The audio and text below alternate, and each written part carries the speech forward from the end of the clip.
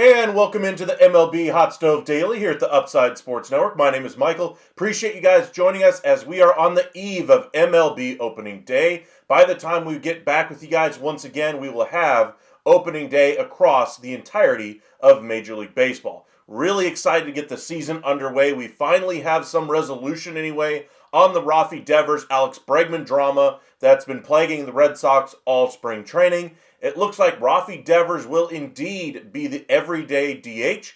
Bregman will be the everyday third baseman. And Campbell, yes, Christian Campbell, their top second base prospect, is breaking camp with them and will be their everyday second baseman. Lots of developments there for Boston. But in today's show, we're going to get into the power rankings as how these teams actually stack up entering the season, how injuries have affected them, the different roster changes we've seen, a lot of different signings and cuts over the last couple of days as teams try to finalize their rosters. Injuries became more known, I shall say, that teams, instead of just playing we'll see how he feels tomorrow game, had to make a decision as to whether or not to put them on the injured list. Yankees put 8 different players on the injured list already. An incredible number, even with the issues they already have with Garrett Cole and Luis Gil.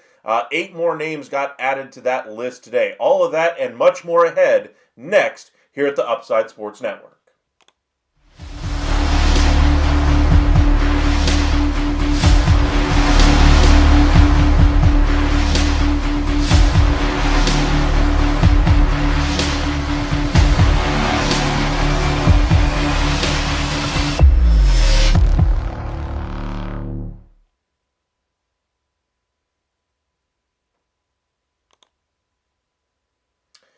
Alrighty, MLB opening day is here. Let's get into some of the fun headlines. First, let's talk about the Boston Red Sox and how this team really stacks up. With the decision being made today by Alex Cora and the management structure there that Bregman will be the everyday third base, you know they're prioritizing this 2025 season. They are all about winning right now. You don't make the trade for Garrett Crochet. You don't make the signing of an Alex Bregman without a clear operational goal of winning this year. It also helps that 2 teams that were seen as better than you entering the offseason, the Baltimore Orioles, lose their best starting pitcher, Corbin Burnes, to the Arizona Diamondbacks. Meanwhile, the New York Yankees lose their second best offensive piece in Juan Soto, and now have lost their ace on their staff in Garrett Cole for the entirety of the season.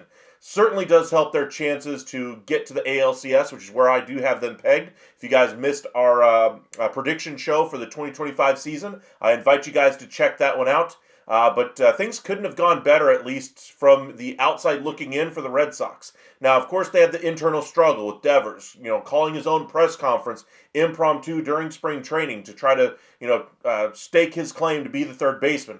We said at the time that that wasn't really going to fly in the clubhouse. They said as much, and proof is in the pudding. Devers will be the DH. Now, if Bregman does leave in the offseason, they already have a ready-made player that they're on their roster that they're paying significant money to. I'm sure would love to have his position back if Bregman does leave in free agency at the end of the year. But to win in 2025, they're making the decision now that Bregman will be that everyday third baseman and allow that defense just kind of sing out there. They're going to have some really good starting pitching as their pitchers start to get healthy. They do have some injury issues in that rotation right now. I imagine that rotation, as it gets healthier, is going to start performing better and better and better. That offense is going to be very good. Boston's in a really nice spot. All right, welcome back, Master Vinman. Appreciate you joining us. Holly, Vinny, appreciate you joining us once again. Hope you enjoyed spring training. I know you were headed out there, so I hope you had a good time out there. Some good baseball was had, and it's time to actually have the games matter more than anything else. That's what I'm excited for right now. I do want to tease one thing. A very big story could be brewing in the NFL right now, and by big, I mean biblical. I've heard a couple of whispers from one team's end of it. I've heard a couple more whispers from another team that's involved in these talks as well. Nothing is official. I'll put it this way. There's nothing to report yet that I feel is credible enough to relay to you guys. But I will say that there is a huge story that could be brewing with the Dallas Cowboys and the Cleveland Browns. I'll give you kind of the particulars of that one later in the video. I think it's just too big of a story not to at least mention to you guys, so at least are aware that something could be coming down the pike here. We're talking about franchise-altering type of moves here coming, if this actually has any legs to it. Like I said, I've got sources on both sides that are saying yes, it's happening on one side, or at least is being discussed on one side, and same thing on the other. So we'll get into that here later in the video. So hope you guys will stick around for that one. I'm excited to see what it is, if it actually has legitimate legs or not. Holly, I think you're with me on where that story's coming from, but the only reason why I even mention it is because I'm hearing sources on both sides with legs to it. So I'll at least talk about it and just see if it even makes sense, and then we'll see in a couple weeks if it actually comes true or not. All right, back to Major League Baseball. Power Rankings, we've done their show. We're going to do the show every single Wednesday talking about the Power Rankings, where these teams rank, and I'm excited to see where you guys have them yourselves. We've got a lot of injury news, a lot of transactions that were made, decisions, tough roster calls that were made. I like what Houston did, bringing in Cam Smith on their active roster. I think he's going to be very good for them. But without further ado, let's get into our MLB Power Rankings entering the 2025 season.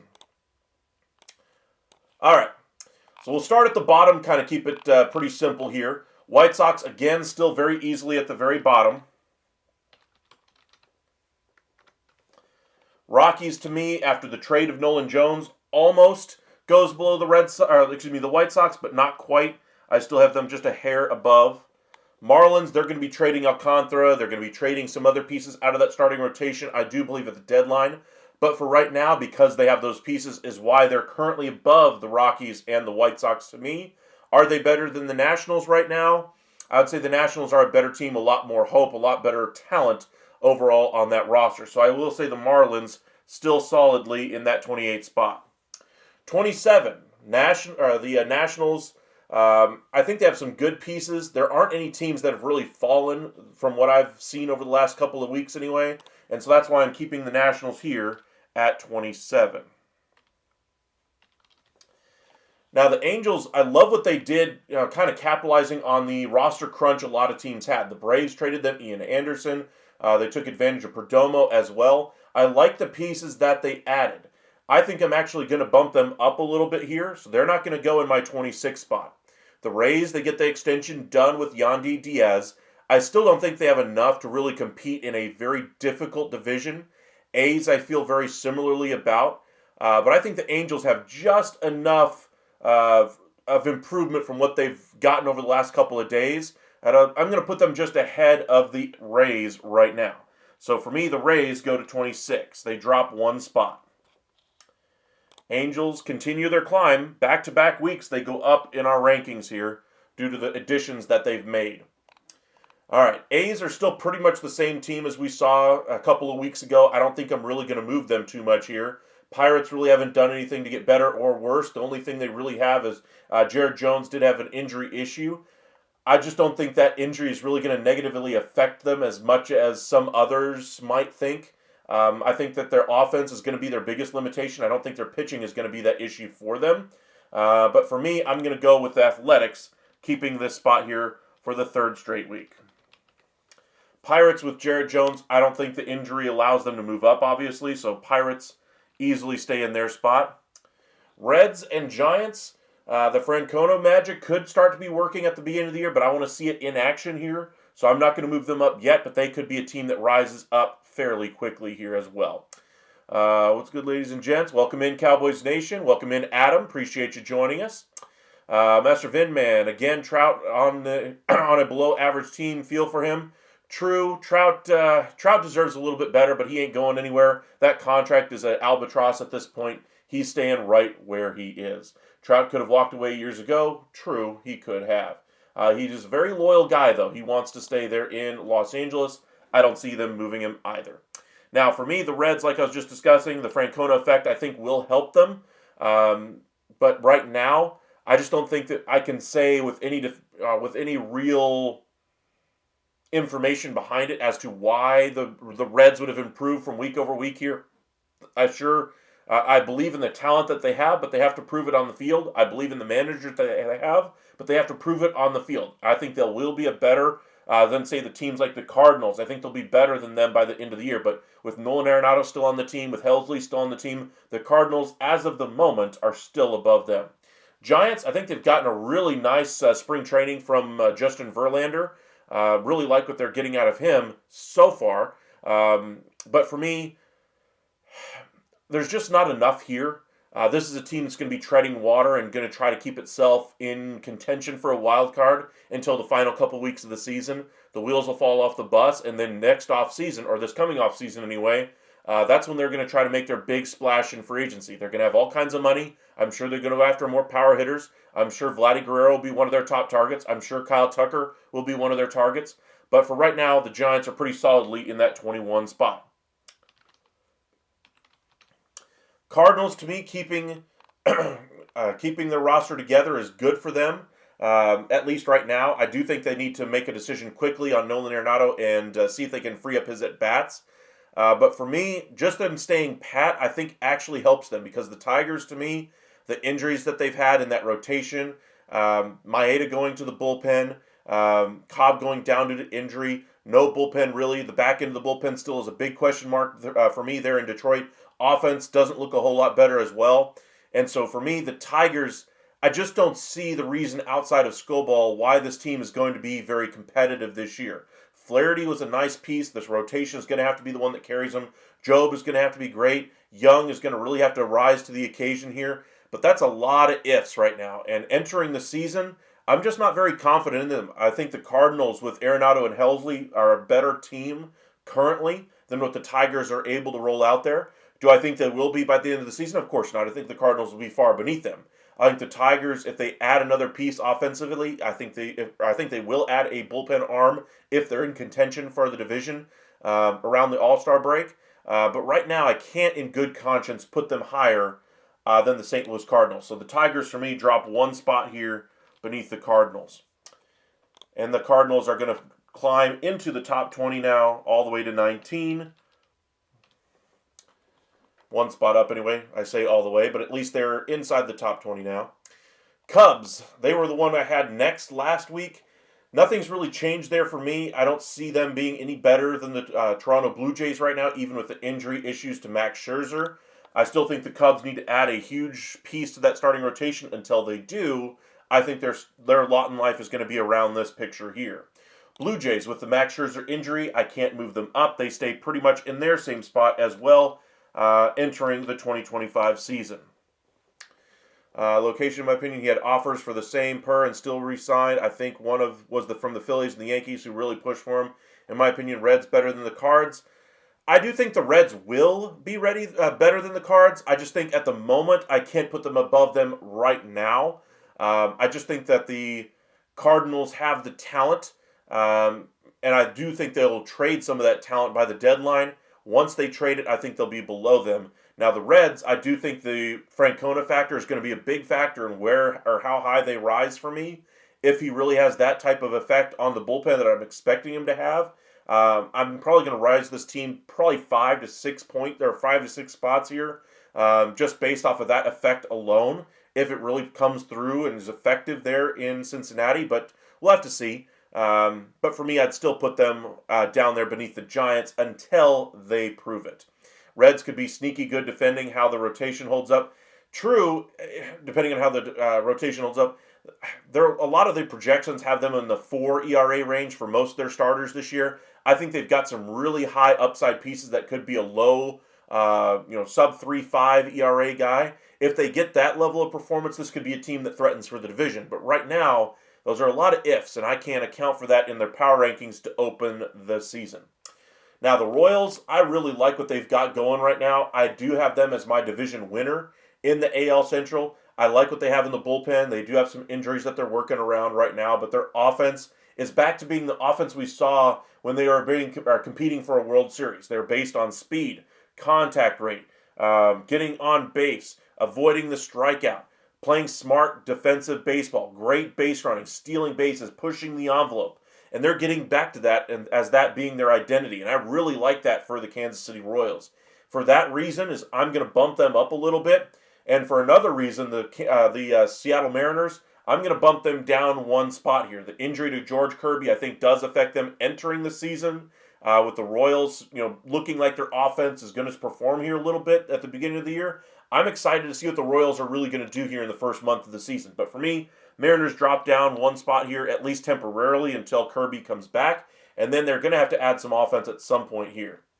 The Royals, for me, slide up one spot here above the Mariners. I'm not going to put them above the Twins yet. I do think the Twins are kind of in a free fall right now. They're kind of rudderless as an organization. They need a direction here. They need to save some money, obviously. But entering the season, they didn't trade away Lopez. They got their top 3 starting rotation pieces. They have a very dynamic bullpen.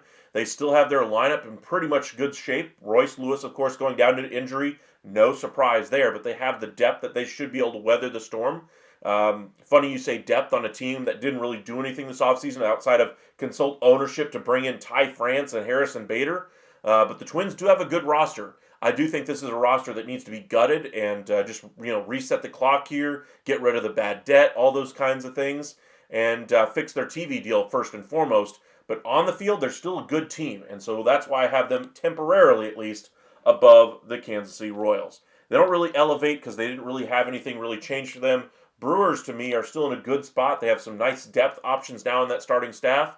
Do I think they're better than the Red Sox right now? No. I think the Red Sox making the smart decision to put Devers at DH and Bregman permanently over there at third base. I think that's actually going to bump them up as far as how they align this roster. But for me, the Brewers still stay pretty much in this same exact spot. Now, like I said, I'm high on the Red Sox right now. I think I'm going to put them above the Yankees. I think they're going to climb that high. Guardians, do they slide here where the Red Sox were? They're a good roster. I don't believe in this roster will be able to perform at the level that they did last year. We do see teams like this every couple of years. We saw that with the Giants that won 107 games and won the division over the Dodgers. Guess who was the better team out of the two? The Dodgers. But I think the Guardians are in a very similar boat. A very good bullpen, if not the best bullpen on the American League side. I'd say the National League, the Dodgers have the best bullpen in the league right now with 3 closers that they can go to healthy right now and 2 more coming back from injury later this season. So for me, I'm going to put the Guardians here at 12.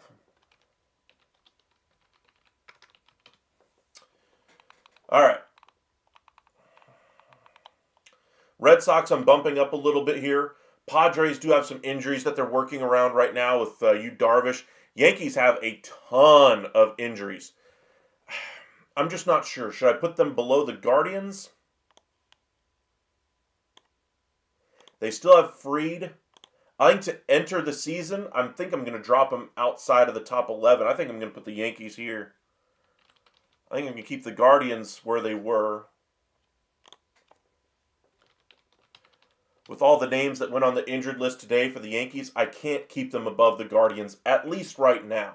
They may get there, but right now I still think the Guardians have a better roster entering the year, and they'll be able to hold down their stuff in the month of April here. But I think the Yankees will be the better team when it's all said and done. Cowboys Nation Lodoto can stop hitting batters right and left. True. Let's see. Master Vinman respectfully disagree about the Cubs, but I'm biased. Respect your opinion. A few spots higher, maybe 2 or 3. For the Cubs, I think they will be better than the Blue Jays. I think they probably will be on the same level with the Mariners when it's all said and done. One of those first teams out of the playoff picture. I could definitely see one spot. I'd say the Twins are another team that they would be able to leapfrog by the end of the year. But entering the season, I don't think they did enough for that rotation. That lineup has a lot of question marks for me. The bullpen is better, but I want to see it in action. I think the Cubs are in a good spot here to compete for the division. I'm not sure that we should consider them the favorite for the position, though. So I get your argument, though. As far as 2 or 3 spots higher, I would agree with you if this was a total season, power ranking prediction. But for me, this is entering the season, opening day 2025. Where do these teams rank right now entering the season? And I got to put the Cubs down a little bit based off of changes that they have not yet made. All right. Yankees, as I mentioned, drop here. Guardians are still there. Red Sox, I'm rising here a little bit. Do they rise above the Mets? Mets have the injury issues in their rotation. So do the Red Sox. I'd say their lineups are fairly close. So I'll say the Red Sox, they do have some decent injury issues, but that offense and that defense is going to be so much better now that they have clarity of their position with Devers and Bregman. Could be a headache down the road if things don't work out and they don't win. Then there might become a clubhouse issue there. But for right now, I think they're pretty solidly above the Guardians and Yankees, even with their issues in the rotation. I'm going to go ahead and keep the Red Sox beneath the Mets for now. But I think it's splitting hairs here. Padres, to me, until they trade Dylan Cease, are going to be a hair above these teams that have rotation issues entering the season. Once they make a decision there, they will drop precipitously here. The return package will be a big factor in where they ultimately land on this power rankings in, say, June, July. Diamondbacks, they had Jordan Montgomery go down to the Tommy John. We had them pretty solidly at 7th. I don't think they're better than the Orioles. I do think they have a very good team, but I think they're very close there. Their depth is a little bit more shot. I think they should have traded Montgomery before he ultimately suffered the injury there. Welcome in, Jeffrey. Appreciate you joining us. But I got to put the Diamondbacks still pretty much here in the same spot. Nothing really changing with them. Now, Orioles, they did bring in Kyle Gibson. They still need a number one in that rotation, but they're going to be very good during the regular season anyway because of how that offense is going to carry them. Astros did really smart thing by keeping Cam Smith on this active roster. Rangers didn't allow them to be beholden to an Evan Carter playoff run from 2023. They said, no, we're going to go with the best pieces we have. I do have my question marks about their rotation, but I love what they did as far as sticking to their conviction instead of going with somebody with major league experience to kind of fill in the hole in that rotation for John Gray and Bradford. They went with their young guns and allowed them to have the opportunity to break camp with the team and hit the ground running with the ball club. I think that's going to work wonders for their development. But I do think the Orioles, because they don't have that top-end piece in that rotation, I got to keep them below the Rangers and below the Astros right now, even with the addition of Gibson to this rotation. Now, the Astros and Rangers, I think both got a nice step up by the way they've done this offseason, by the way they've developed their team during spring training. Kudos to both of those ball clubs. Injury issues, though, for both entering the year. Now, the Braves, to me, they're in a good spot as far as their roster goes, but Acuna being out for a little bit longer than we were originally hoping for does hurt their spot for me. I love the smaller depth options they've been bringing in. I really like what they've got there. Phillies, I still don't like their moves this offseason of Kepler and Jesus Luzardo. I think there's better moves out there for them to make. It's not so much that the Braves are necessarily climbing by leaps and bounds as to why I'm thinking about putting them above the Phillies here. It's that the small incremental changes in the early parts of the season here, I think, are really going to make the difference for the Atlanta Braves in the long run. But entering the season with the rosters we have on the field right now, I'm leaning towards putting the Braves up just a little bit. I might keep my top 5 the same, though. I'm pretty resolute with the Dodgers being number 1. I think that's pretty obvious for all of us. Let's go ahead and pencil them in. But this 2 through 5, I think, is very close for all 4 teams. Honestly, I could see any arguments for one of these teams being above the other one. Ethan, you pumped for Jock now, or more hungry for a burger? I'm actually pretty pumped for the bat of Jock Peterson. I think he's going to be great in the room to help out the hitters. Just going to be a great mentor to a lot of these guys that are going to love to talk hitting. That's what Jock Peterson likes to do in the dugout. He'll talk hitting all day long. So Berger, I think, is still a nice piece. I think he's still getting adapted playing with the Rangers. Had a lot of off-the-field issues this offseason in his own family, medical and so forth that he had to take care of. Good on them. Everything came out well, it sounds like. But now he can get back to focusing on baseball, but expect him to get off to a slow start. The Rangers surprisingly did keep Ezekiel Duran on this roster. I do think they're going to utilize him as a trade asset at some point. But we shall see. But for this, wow, thank you for the super chat there. Appreciate you, Master Vinman. We all love baseball. Good luck to everyone's team. Looking forward for tomorrow and discussions during the season. Thanks, Michael. Absolutely. Thank you very much for that. That was very generous of you. I'm very excited for opening day myself. I mean, we've been talking about this ad nauseum all off season long.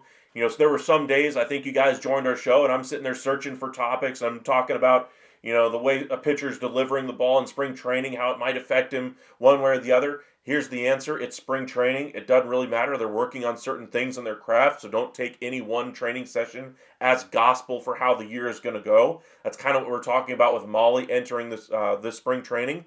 Kind of got rocked in his first start anyway, and then kind of settled down. Then the injury scare, and now he's back and healthy.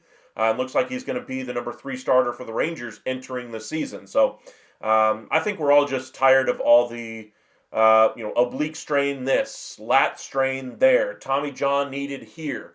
Let's get back to some baseball, have some fun, see some trades, hopefully as the year goes along with Dylan Cease, Michael King, possibly Luis Arraez, Vlad Guerrero Jr., all those other pieces as well. You're predicting 89 and 73 for Texas. I have them winning significantly more than that, Ethan. By significantly, I'm talking like a good 6, maybe 7 games more than that 89 win mark. All right, I think I'm going to keep this pretty simple here. I'm going to keep the Rangers in the same spot. I'm going to keep the Astros in the same spot. Because while I like what both teams are doing with their young guys, I don't think that the young guys are moving the needle that much one way or the other over the other team. The Braves and Phillies, I think the small additions that they've made for the Braves, I thought they were so close last week. I think that those small changes are going to be enough to kind of keep this team afloat as the year goes along. And I like the depth options that they have. So to me, the Braves, with the small changes they made to this roster, I think they bump up at least entering the season for right now. Now the Phillies, they fall one spot here, but again, it's just splitting hairs. I could see any one of the 2, 3, 4, 5 teams jumbled in any order. I think they're that close. But appreciate you guys joining us.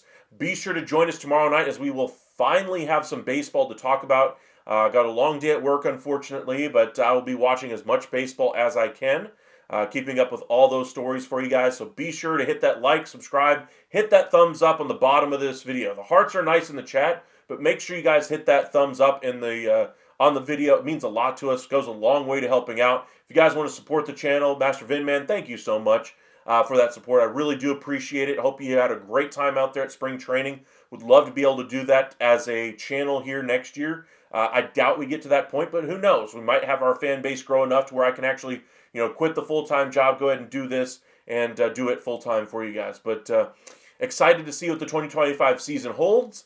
And without further ado, let's get to it, boys. I mean, I'm excited to see where this season ultimately goes. Fully expect Pilar batting 9th tomorrow. He's going to be in there versus lefties. So if they're facing a lefty, expect him in there. I think he's going to be given a lot of at-bats early in the year. Evan Carter, I do think will be on the big league roster at some point relatively early, probably talking middle of May. I think they're going to try to get him to work on some skills at the AAA level that he kind of needs to work on a little bit. He's still only 22 years old, will be 23 in August. He's got plenty of time to develop. There's no need to rush him. You got the depth now on this roster. They made some interesting decisions, not being beholden to players that were already on the 40-man roster and just going with merit-based additions to this roster. Garabito was the one surprise for me for the Rangers, but I'm expecting Pilar to be in there in that 9th or 8th spot anyway as a lefty or specialist against left-handed pitchers. Alrighty, so I told you guys I had a bit of a story that I've been hearing on both sides.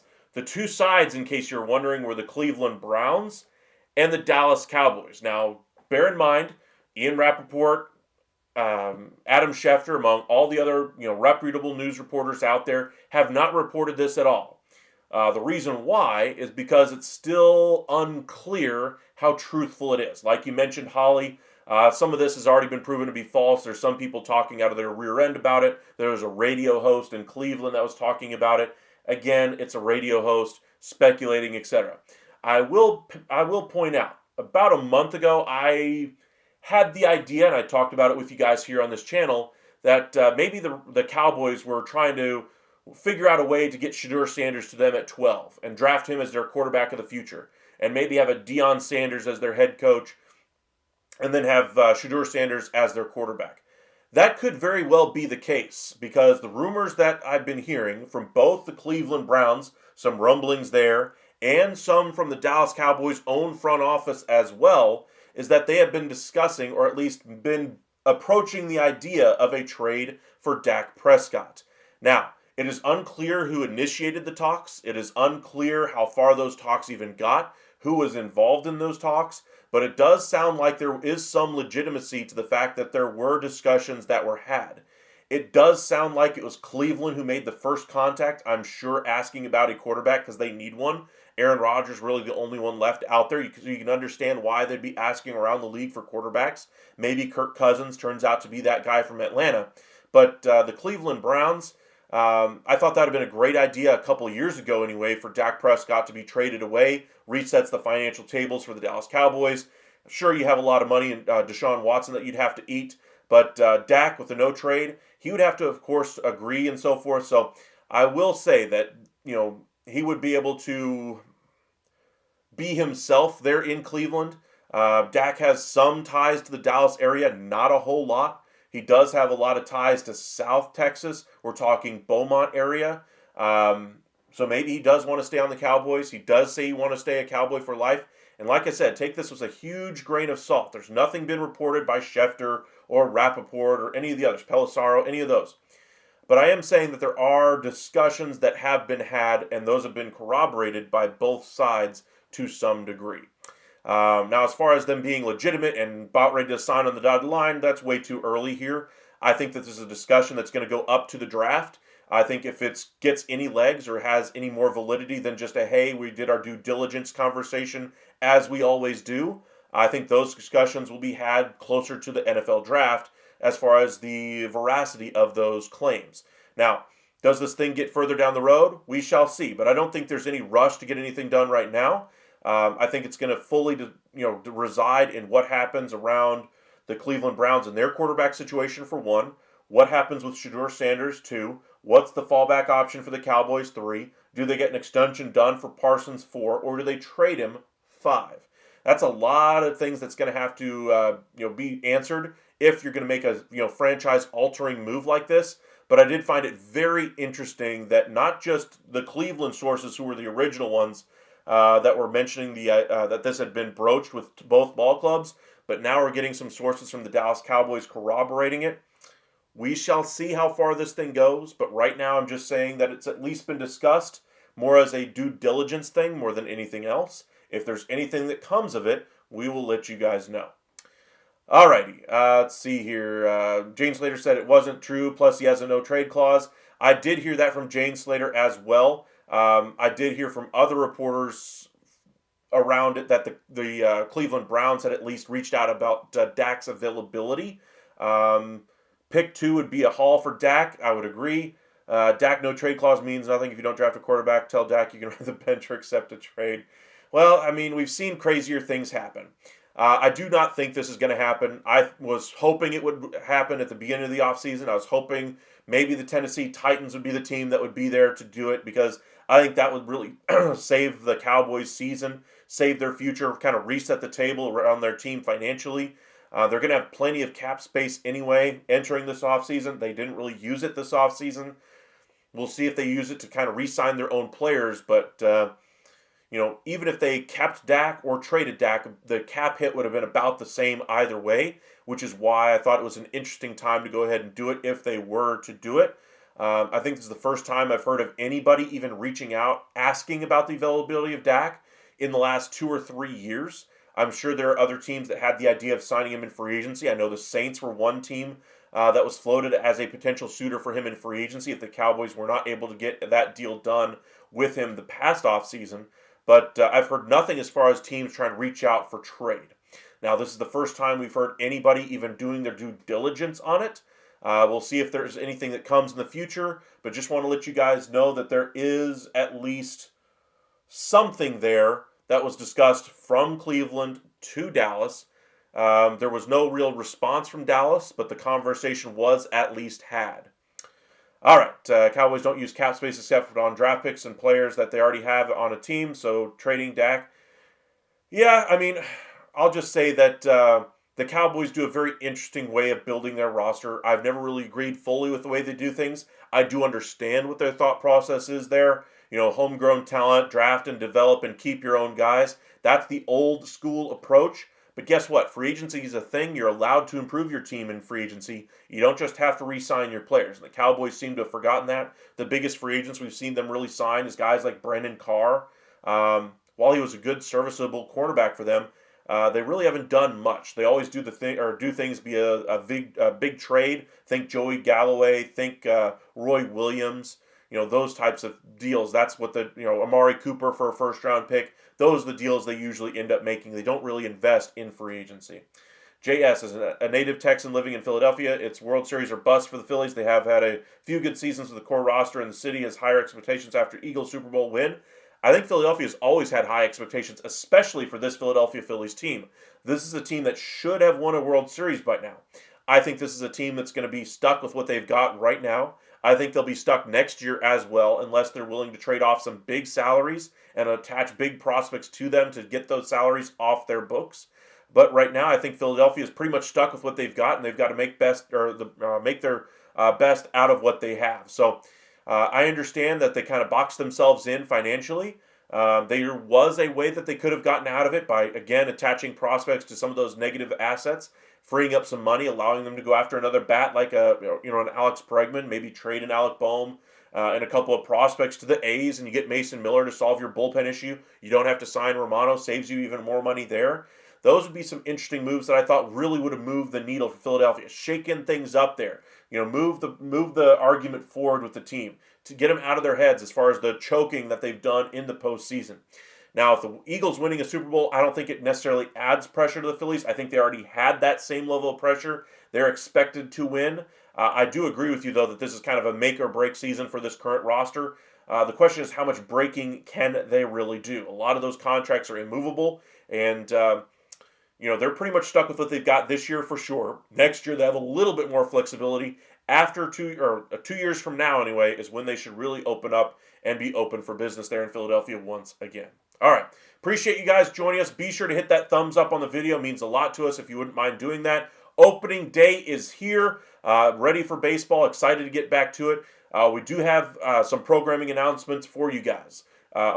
We talked a little bit about how MLB Hot Stove Daily is still going to be here. We're going to try to keep it during the week for the most part. We're going to open up our Tuesdays and Thursdays once we get into the baseball calendar a little bit here. Probably keep doing our MLB Hot Stove Daily every single day during the week. But I do want to actually get some games in, and Tuesdays and Thursdays are the days I'm going to try to shoot for that. We will still do our sports talk on Sundays. We'll do our power rankings on Wednesdays. Got a couple other forms that we're going to, different form of videos that we're going to be having coming out for you guys on the weekends as well. But we will still have MLB Hot Stove Daily here. We're going to keep it every single day, at least for the next couple of weeks. And then once we get into the meat of the season, that's where you're going to see a little bit of a change as far as our ability to do some games for you guys. So keep your eyes peeled for those.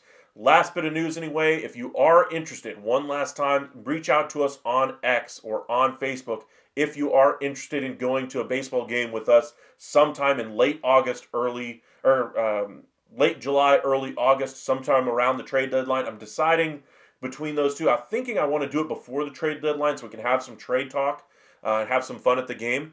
But shoot some message if you are interested in going. Let us know which teams you'd have interest in seeing. I am relatively close to the Dallas area, so I would like to do it with the Rangers game if possible. But we shall see. If I get enough interest, we'll see how close see if we can make this thing a reality. I know I've gotten some interest from a few of you guys. If there's some more of you guys interested, be sure to reach out to us. We want to go ahead and get those plans rolling. I'd like to get that started by the end of the week here. So make sure you reach out to us either tonight or tomorrow. That way I can get at least a head count for how many people are interested in doing so. All right. Y'all have a great evening out there. We'll see you guys again tomorrow night, and enjoy opening day, everybody.